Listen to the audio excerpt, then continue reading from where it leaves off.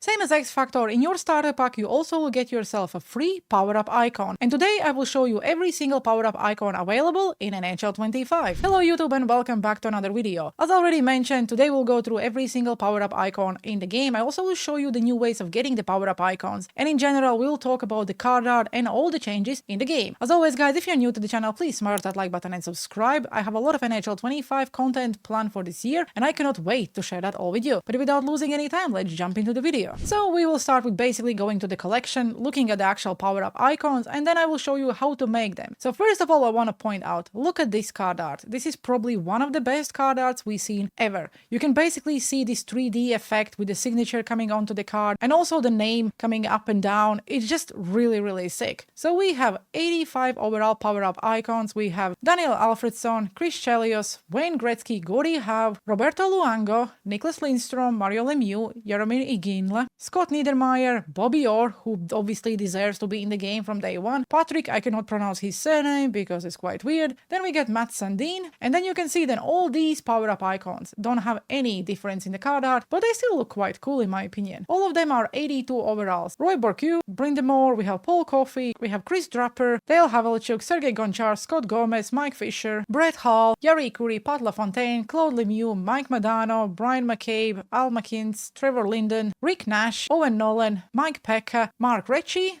We also have Martin St. Louis because that's the one I pulled in my starter pack, Esa Tikkanen, Joe Thornton and Maurice Richards. So if I look at the 82 overall power-up icons, you can see that at the moment we can only upgrade him to the next tier and it will cost you 1 icon token. Same basically logic as we had with the X Factor cards. These cards will have icon tokens instead of power-up collectibles or 10,000 coins. I'm assuming the price will increase as we go, but I like that there is no one currency. So now it's very important how you spend your fodder and which cards you actually build for your team. I know a lot of people probably will prefer power-up icons because then they can just make a lot of them and then use them in any other cards. We don't know how we will be able to upgrade, let's say, MSPs or MSPs even be upgradable this year. Unfortunately, we are now going and having to collect icon tokens. I want to go and see how it will work. At the moment, where I stand now, I think it's a cool idea, but I may change my mind when we are, let's say, 2 months in and you will not be able to make a lot of cards. So I will quickly go and show you every single card and stats. So again, all of them are 82, 83 overall. So at the beginning, for the first few weeks, these cards are actually quite usable, like Esa Tikkanen, not a bad card at all. Joe Thornton probably, again, is not a bad card, quite a big guy. The faceoffs, as you can see, only 77, and I would probably not use him on the wing. Maurice Richards, on the other hand, is quite fast guy, but he's also very small. Mark Recchi, Mike Pekka is also not a bad one, because he have that silver quick draw and also 80 faceoffs. If we activate grinding forward, it boosts the balance, acceleration, and stick checking. Owen Nolan's also not a bad card with that off the rush. I don't know how off the rush will work this year because last year I really never used it. Rick Nash, probably a lot of people will go after this card because quite a big guy. Also decent stats considering you can upgrade him already to the 83. The shooting is decent. Yes, you will not use him on the faces, but 84 speed, 83 acceleration, shooting about 83.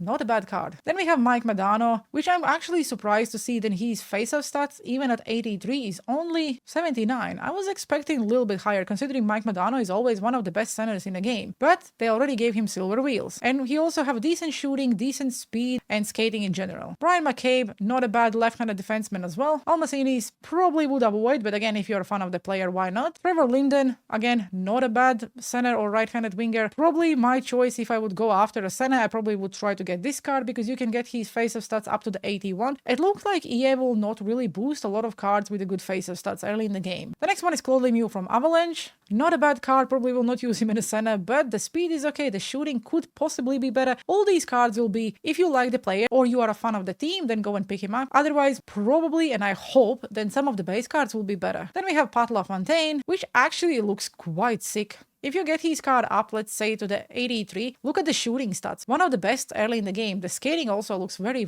good. You probably will not use him in the center position, but if you use him as a right-handed winger, yes, he may be small, but that wrist shot accuracy and slap shot accuracy early in the game probably will mean a lot. Then we have Jari Kurri, another decent card with really decent shootings and decent speed. Then we have Brett Hall. Look at the shooting stats. At 83 overall, he's basically above 90. Yes, he will not have any speed, but he definitely will score a lot of goals for you. Dale Havlicek Kovalchuk probably would not be my choice as far as like you are not fan of the player. Sergei Gonchar is not a bad left-handed defenseman, but in general, outside of skating stats, there's really nothing standing out. Then we have Scott Gomez. Was actually surprised to see this card, and if you activate playmaking forward, it boosts a little bit of the hand stats, agility, but in general, the shooting and skating is quite mid. Then we have Mike Fisher. If you upgrade the card to the 83 overall, you basically can get his face-off stats all the way up to the 83, which is quite good at the beginning of the game. Also born leader. Last year, it was quite a good ability. We don't know exactly how it will work this year. And then we have Chris Draper from Detroit Red Wings. If you activate grinding forward, again, it boosts acceleration and balance. Also have the quick draw, 82 face-off stats, not a bad card. I think this quick draw will help quite a lot. Next one is Paul Coffey with Seeing Eye, and if you activate offensive defenseman, it boosts the shooting stats. Next one is Rob Brindamore. If you activate two-way defenseman, you can get his face-off stats up to the 88. This is probably one of the best centers we will see early in the game. Also with born leader, decent skating. The shooting could be better, but if you are just looking for a player who will have a decent face-off stats and who will win you a lot of draws, then probably Rob Brindamore is the guy. Then we have Ray. I cannot pronounce his surname again. Quite a decent left-handed defenseman. The shooting and skating is not really good, but again, somehow all these players usually play much better than before. And now we will look at our master power-up icons. I think it's pretty much like a glitch. I don't think you can upgrade these cards to the 99 on day one, or hopefully, but let's assume we would be able to upgrade these cards to the 99. It will have two-way forward, checking boost, deking boost. What the hell is deking boost? This is the first time I see this synergy. So basically by activating deking boost, it improves the hands. Excuse me? This is a new synergy and I never seen this before. We also have born leader, close quarters, total eclipse, unstoppable force, and quick draw. Obviously on a paper, really good card. I don't know what we'll be able to upgrade it in the day one, but even at 85 or 86, this is a really solid card. Then we have Patrick, who, I don't know, does he have again, deking boost, agility boost. These are like really decent new synergies. And playmaking boost. Light work, showstopper, post to post, and then butterfly effect. The goalies are quite questionable always. I don't really think I can say quite a lot about it. And then we have Bobby Orr, who will have offensive defenseman, power shooting boost, playmaking boost, relentless, elite edges, thunderclap, tape to tape, and wheels. If we get the card up to the 99, look at all these stats, just sick. Scott Niedermayer, another one where we have what? Deking boost? Whatever is deking boost, I'm just like so curious about it. Checking boost and two-way defenseman with Seeing Eye, stick him up, send it, and quick pick. Obviously elite edges as well. At 99 the card looks sick. Roberto Luongo, probably the only goalkeeper I would go after because his cards usually play quite good for me. Look at all these 99 stats. Even aggression 70. Why it's not 99? Come on EA. We will have defensive boost, playmaking boost, checking boost. Light work and showstopper would probably be the only two superstar and zone abilities I would go after if we apply the same logic as in NHL 24, but I believe the game will play much different this year. Next one is Nicklas Lindstrom, another great card, left-handed defenseman. Again,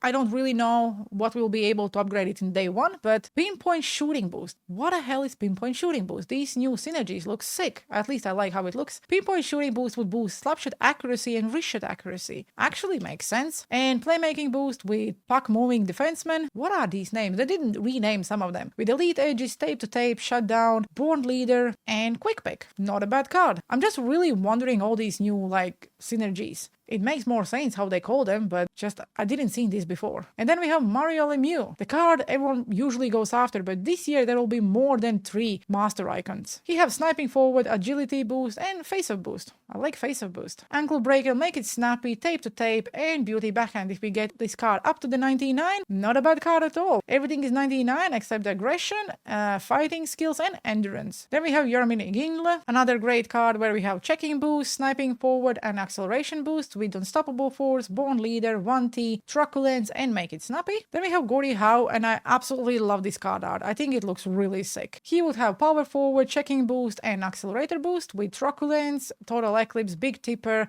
unstoppable force, and close quarters. Then we have Wayne Gretzky in St. Louis blue jersey. How dare you, EA? With playmaking forward, playmaking boost, and agility boost, make it snappy, tape to tape, off the rush, unstoppable force, and elite edges. I actually like the superstar and zone abilities for Wayne Gretzky. Usually he don't really have anything decent, and they always make unstoppable force as their zone ability. I like the changes. Chris Chelios as well will have two-way defenseman checking boost and power shooting boost. If you activate these ones, as you can see, it boosts quite a lot of abilities. Thunderclap, send it, no contest, quick pick, and shutdown. And then we have Daniel Alfredsson. Nice to see you. Really was missing you in the game. Playmaking forward, playmaking boost, agility boost with puck on string, elite edges, tape to tape, snipe, and born leader. So these are all the new power-up icons in NHL 25. So now let's have a look how we can actually make them. Same as X Factors, we go to the sets and we have icon token sets, we have vintage power-up icons and modern power-up icons. So to get the token sets which we'll need to use to upgrade the players, same thing, you get 5 icon tokens by exchanging 5 80 plus overall cards. Not a bad cost in all fairness. So the vintage power-up icon set. So we can exchange 24 75 plus overall players for a vintage icon player choice pack. Then we can exchange 3 dubs and we can get another vintage power-up icon choice pack.